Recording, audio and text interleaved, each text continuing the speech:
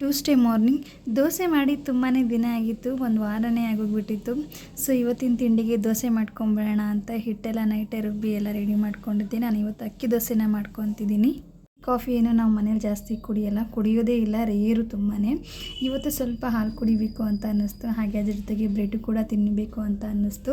So ಹಾಗೆ ಇವತ್ತೆಲ್ಲರೂ bread ಹಾಲು ಅಷ್ಟೇ ತಿಂದ್ವಿ. ತುಂಬಾ ಚೆನ್ನಾಗಿತ್ತು, ತುಂಬ ದಿನ ಆದಮೇಲೆ ತಿಂದ್ವಲ್ಲ, ಸೊ ಹಾಗಾಗಿ ತುಂಬಾ ಟೇಸ್ಟ್ ಕೊಡ್ತು. ಹಾಗೆ ಇವತ್ತು ದೋಸೆ ಮಾಡ್ಕೊಂಬಿಡೋಣ ಅಂತ ಪೂಜೆ ಎಲ್ಲ ಮುಗಿಸ್ಕೊಂಡ ನಂತರ ದೋಸೆಗೆಲ್ಲ ಹಾಕ್ಕೊಂಡು ಬೇಗ ಬೇಗ ರೆಡಿ ಮಾಡ್ಕೊತಿದ್ದೆ. ಇವತ್ತಿದ್ದು ಸ್ವಲ್ಪ ಲೇಟ್ ಆಯಿತು, ಹಾಗಾಗಿ ಇವತ್ತು ಪಲ್ಯ ಏನೂ ಮಾಡ್ಕೊಳಕ್ಕೆ ಹೋಗಲಿಲ್ಲ, ಚಟ್ನಿನೇ ಮಾಡ್ಕೊಂಬಿಡೋಣ ಅಂತ ಪುದೀನ ಚಟ್ನಿ ಮಾಡ್ಕೊತಿದ್ದೆ. ತುಂಬಾ ಚೆನ್ನಾಗಾಗಿತ್ತು ಪುದೀನ ಚಟ್ನಿ ಕೂಡ.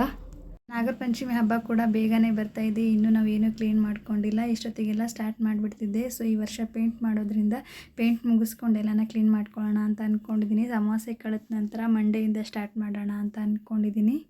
ಹೀಗೆ ಎಲ್ಲ ಮುಗಿಸ್ಕೊಂಬಿಟ್ರೆ ಮನಸ್ಸಿಗೂ ಸ್ವಲ್ಪ ಸಮಾಧಾನ ಆಗುತ್ತೆ. ಹಾಗೆ ಇವತ್ತಿನ ರಾತ್ರಿ ಊಟಕ್ಕೆ ಕ್ಯಾರೆಟ್, ಬೀನ್ಸ್ ಹಾಗೆ ಹಸಿ ಅವರೆಕಾಳು ಮತ್ತು ಪನ್ನೀರನ್ನ ಯೂಸ್ ಮಾಡಿಕೊಂಡು ಬಿರಿಯಾನಿನ ಮಾಡ್ಕೊತಿದ್ದೆ. ತುಂಬಾ ಚೆನ್ನಾಗಾಗಿತ್ತು. ನಮ್ಮ ಮನೆಯವ್ರಿಗೆ, ನನ್ನ ಮಗಳಿಗಂತೂ ತುಂಬಾ ಇಷ್ಟ ಆಯಿತು. ಈಗಂತೂ ಶ್ರಾವಣ ಬರ್ತಿದೆ, ಸೊ ನಾವು ಆದಷ್ಟು ನಾನ್ ವೆಜ್ ಏನೂ ತಿನ್ನೋಕ್ಕೆ ಹೋಗಲ್ಲ ಶ್ರಾವಣ ಕಳೆಯೋವರೆಗೂ. ಹಾಗಾಗಿ ಪನ್ನೀರ್ ಇಂಥ ವೆಜಿಟೇರಿಯನ್ಸ್ ಏನಿದೆ ಅದನ್ನೇ ಯೂಸ್ ಮಾಡಿಕೊಂಡು ಮಾಡ್ತಿರ್ತೀನಿ ಅಷ್ಟೇ.